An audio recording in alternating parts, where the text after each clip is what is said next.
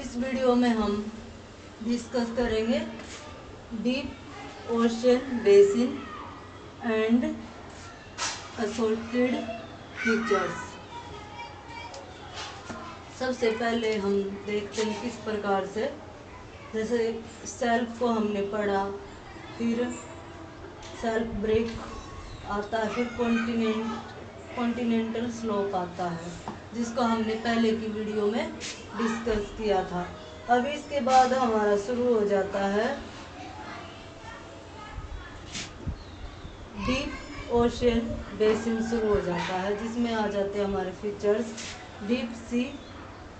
Deep sea plane, गंभीर सागरीय मैदान, जो कि अत्यधिक गहराई में जाकर है।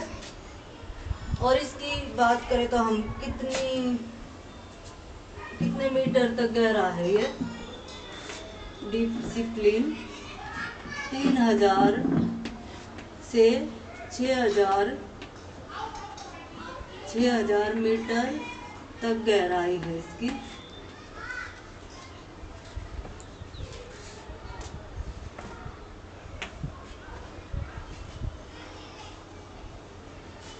और ये सर्वाधिक क्या है, सर्वाधिक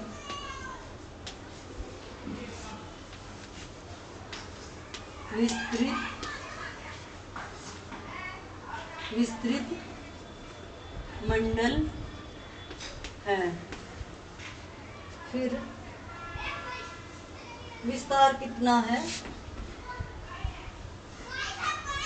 विस्तार कितना है इसका, विस्तार की बात करें तो हम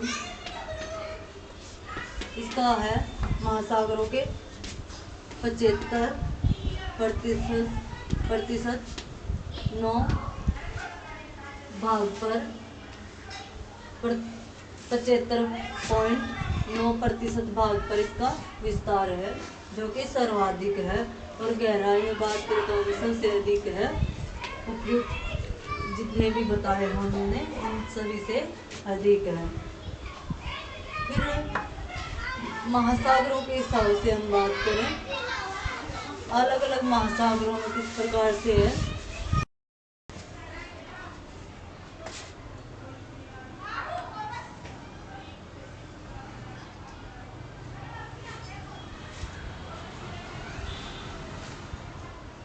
गंभीर सागरीय मैदान की बात करें तो सर्वाधिक विस्तृत मंडल में ये फैले हुए हैं। और समस्त महासागरों पर कितना विस्तार है, 75.9% भाग पर इनका विस्तार है। फिर हम बात करें अलग अलग महासागरों के हिसाब से, सर्वाधिक रहता है हमारा प्रशांत महासागर में, जो कि सबसे बड़ा महासागर है। और उसमें क्या है कि मगन तट और ढाल दोनों की कमी है प्रशांत महासागर में। तो इसी वजह से क्या है, गंभीर सागरीय मैदान में अत्यधिक क्षेत्र आ जाता है, 80.3% है, जो कि सर्वाधिक है, सभी महासागरों में अत्यधिक है। फिर आता है हमारा दूसरा नंबर आता है हिंद महासागर का। हिंद महासागर में भी अत्यधिक गंभीर सागरीय मैदान या गहराई अत्यधिक है, 80.1%, जो कि लगभग प्रशांत महासागर के समान ही है, सिर्फ पॉइंटों का ही अंतर रह जाता है, जबकि प्रशांत महासागर से हिंद महासागर काफी छोटा है। फिर आता है हमारा अटलांटिक महासागर, जो कि सबसे कम है, जिसका कारण क्या है कि इस पे अत्यधिक चौड़े मगन तट हैं, यही इसका कारण है। और एक अत्यधिक जो है मिड अटलांटिक रीज इत्यादि के कारण भी क्या हो जाता है, गंभीर सागरीय मैदान में कमी आ जाती है। तो अटलांटिक महासागर में 54.9% भाग पर क्या है, गंभीर सागरीय मैदान है। और एक क्या होता है, एक क्या विशेषता और आ जाती है इसमें, ये होती है गंभीर सागरीय मैदान की हम बात करें तो इसमें आ जाती है, जैसे क्या क्या निक्षेपण होते हैं यहाँ पर क्या क्या निक्षेपण होते हैं। सागरीय जीव, सागरीय जीवों के निक्षेपण मिलते हैं यहाँ पर, कंकाल, हड्डियाँ इत्यादि, और पौधों के और क्षारीय पदार्थों के ये निक्षेपण मिलते हैं। और इसके अलावा रेड क्ले, जो कि महासागरों के आंतरिक भागों में होने वाली ज्वालामुखी से निकलती है। और एक बार यूजीसी में पूछा भी गया था कि सबसे अधिक जो है गंभीर सागरीय मैदानों में क्या निक्षेपण मिलते हैं, वो क्या है, रेड क्ले। और ये बिल्कुल गहराई में जाकर ही होते हैं।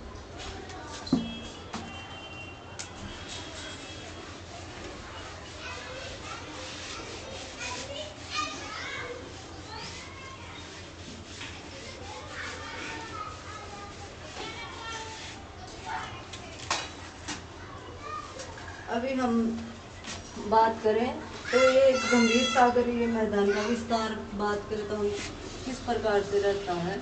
ये पृथ्वी है और इस पर हम बात करें तो ये हमारी 0 डिग्री है या इक्वेटर लाइन बोलते हैं। ये हमारी 23.5 डिग्री नॉर्थ कर्क रेखा है, फिर 23.5 डिग्री साउथ में मकर रेखा है। तो अभी इसके बाद आ जाती है हमारी ये और ये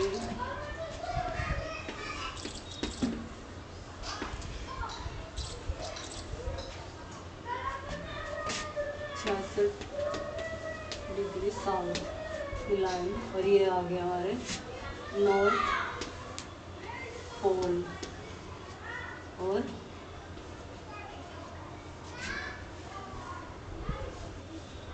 south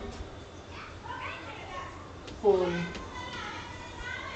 90 degree south, 90 degree north आ जाते हैं। तो ये इसमें बात की गई है कि कहाँ कहाँ पर विस्तार हुआ है गंभीर सागरीय मैदान का और कहाँ पर इसकी कमी आई है। अभी हम बात करें तो ये इसमें बताया गया है, विस्तार की बात करें तो हमारा रहता है 20 डिग्री से 60 डिग्री, 20 डिग्री से 60 डिग्री साउथ में क्या है, अत्यधिक गंभीर सागरीय मैदान पाए जाते हैं। और कमी कहाँ पर पाई जाती है, अधिक है विस्तार। और कमी की बात करें तो हम कमी हमारी आ जाती है, जैसे यहाँ से हमारे 60 डिग्री आ जाएगी और ये 70, ये हमारी 70 डिग्री आ जाएगी, 60 से 70।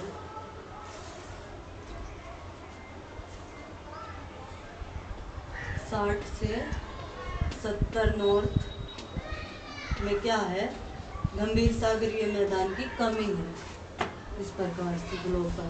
कारण इसका यही है, यहाँ पर स्कूलीय भागों की कमी है, यहाँ पर अत्यधिक उत्तरी गोलार्ध में, दक्षिणी में कमी है।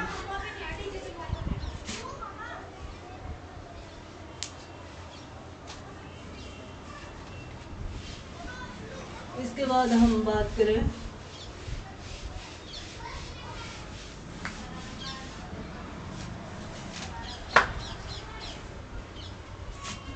हम विश्व प्रसिद्ध अबीजल हिल्स की बात करें।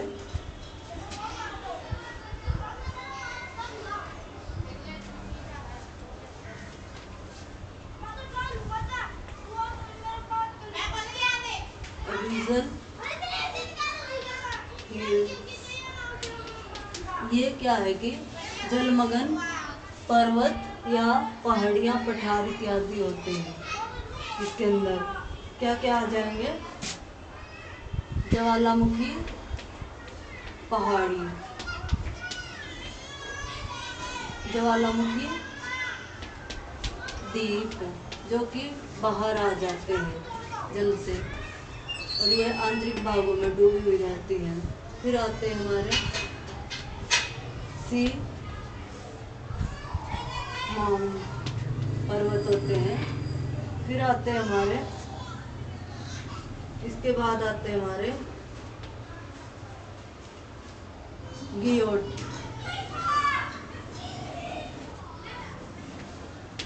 गियोट पठार की आकृति के, पठार की तरह सपाट और जल के अंदर ही डूबे हुए होते हैं। कितने होते हैं? इनकी ऊंचाई 1000 मीटर तक ऊंचे होते हैं।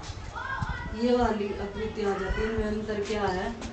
पहाड़ी की जो ऊंचाई भी कम होती है, आकार भी छोटा आता है, इस प्रकार से जो है पहाड़ी हो सकती, इस प्रकार से पहाड़ी है आंतरिक भागों में।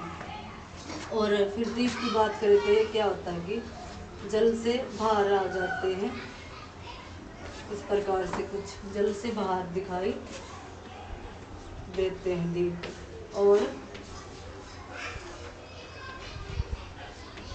इस प्रकार से जल से बाहर आ जाते हैं और फिर आते हैं हमारे द्वीप बाहर आ जाते हैं। फिर माउंट थोड़े और अधिक बड़े हो जाते हैं। फिर गियोट की बात करें तो गियोट भी आंतरिक भागों में डूबे हुए रहते हैं और ये मेज की भांति इस प्रकार से सपाट शिखर वाले होते हैं आंतरिक भागों में। जिस प्रकार से हम पठार को देखते हैं उसी प्रकार से आंतरिक भागों में होते हैं।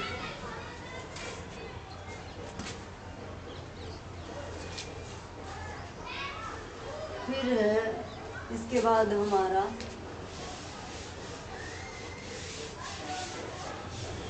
Ocean, deep and trench, ocean, deep and trench.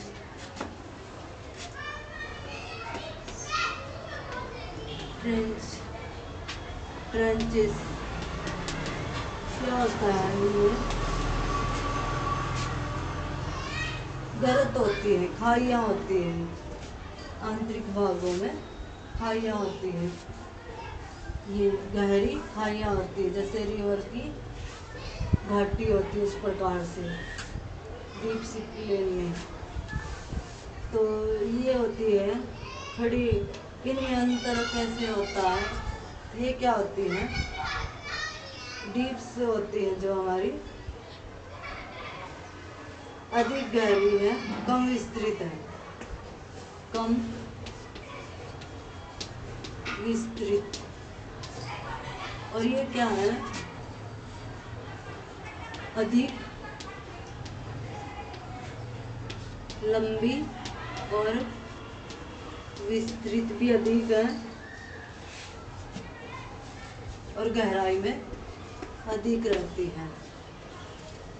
तो हम पूरे विश्व की बात करें तो कितने हैं हमारी? पूरे विश्व में बात करें तो हमारी है कुल विश्व की कुल 57 गर्त है, गर्त है और प्रशांत महासागर में है, प्रशांत महासागर में है 32, अटलांटिक में है, अटलांटिक में 19 और हिंद में है, हिंद महासागर में है 6 गर्तें हैं। अभी हम देखें कौन कौन सी है गर्तें। सबसे पहले हमारी है मेरियाना गर्त जो कि विश्व प्रसिद्ध है। सबसे पहले नाम आता है चैलेंजर या सबसे पहली है चैलेंजर,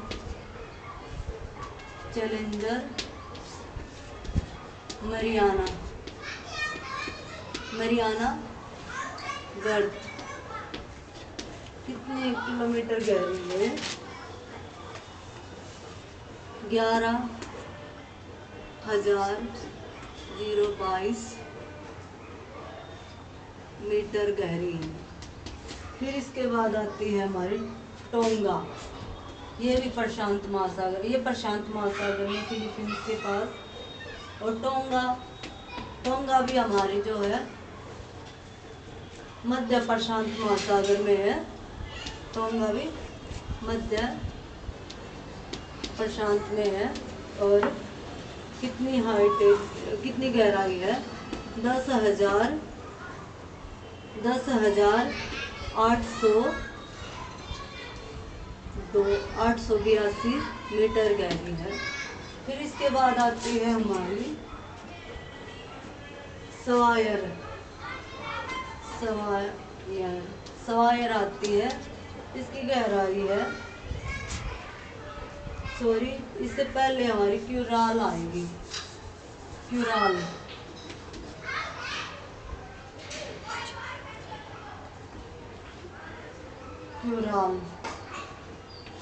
आएगी। क्यूराल की गहराई है 10,498। और फिर आती है हमारी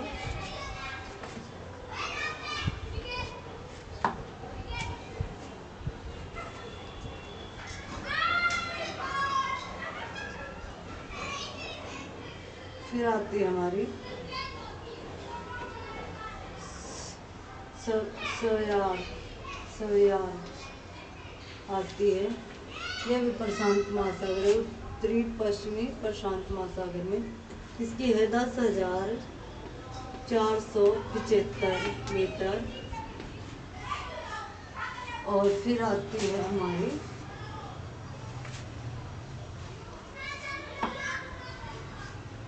प्यूर्टो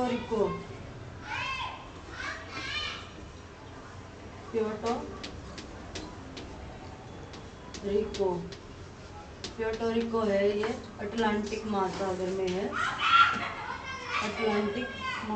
में है। पश्चिमी द्वीप के पास। इसकी हाइट है 8,385 मीटर। फिर आती है हमारी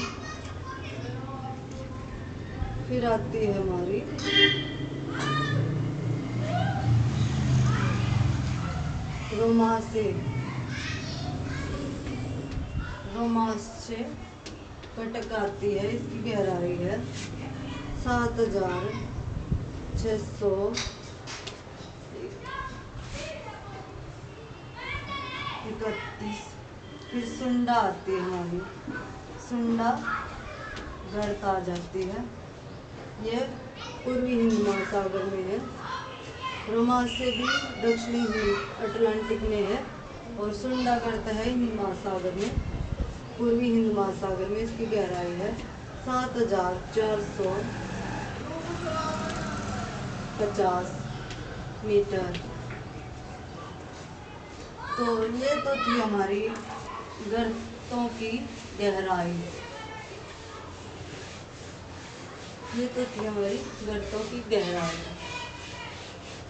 और हम बात करें अलग अलग महासागरों के हिसाब से, सबसे पहले प्रशांत की बात करें तो मरियाना आ जाती है। और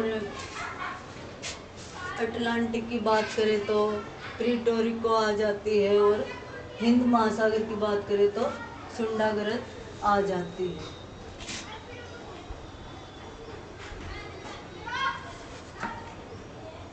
इसके बाद एक मिड ओशन रीज है। ये क्या है, किसके कारण बनते हैं? मिड ओशन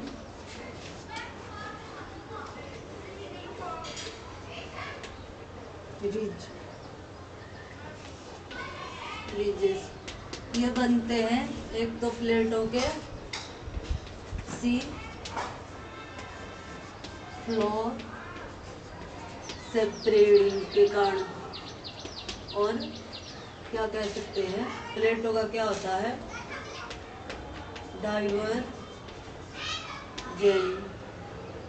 डाइवर्जेंट होता है, एक दूसरे से दूर जाती है, जहाँ पर नए मैग्मा का निर्माण होता है और इस प्रकार से यहाँ पर रिज बन जाती है नए मैग्मा के बाहर आने से।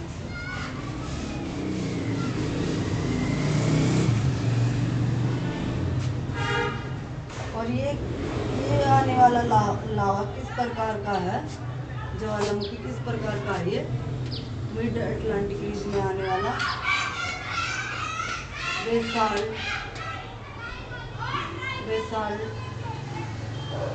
Pillow salt basalt pillow lava, basalt pillow lava. और इनके किनारे क्या क्रियाएं होती है, सक्रिय भूकंप, सक्रिय ज्वालामुखी और भूकंप की क्रियाएं होती है।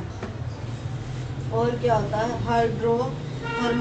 थर्मोवेंट का क्या होता है, निर्माण होता है, जो गर्म जल स्रोत होते हैं। तो इस वीडियो में हमने ओशन मॉर्फोलॉजी का कंप्लीट कर लिया है। आने वाली वीडियो में अलग अलग महासागरों के हिसाब से इनके आकृतियों को डिटेल में डिस्कस करेंगे। Thank you.